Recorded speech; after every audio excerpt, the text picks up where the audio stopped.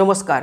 যারা ঋণের জালে জড়িয়ে পড়েছেন, কিছুতেই ঋণ থেকে মুক্তি পাচ্ছেন না, তারা অবশ্যই 15ই ফেব্রুয়ারি 2026 শিবরাত্রিকে কাজে লাগান। এই শিব চতুর্দশীর দিন পঞ্চামৃত দিয়ে শিবলিঙ্গ অভিষেক করবেন এবং খাঁটি দুধ আর খাঁটি মধু দিয়ে এরপর আবার শিবলিঙ্গ অভিষেক করবেন।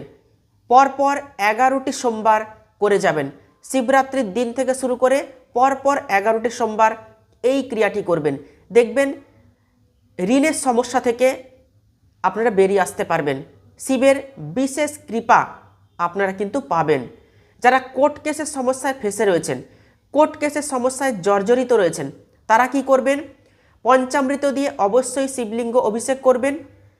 অভিষেক করার পর সরষের তেল শিবলিঙ্গে দান করবেন, অথবা পুরোহিত মশাইকেও দান করে দিতে পারেন।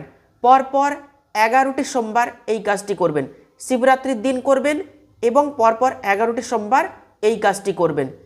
দেখবেন কোর্ট কেসের সমস্যা থেকে আপনারা বেরিয়ে আসতে পারবেন। ভালো থাকবেন, সুস্থ থাকবেন।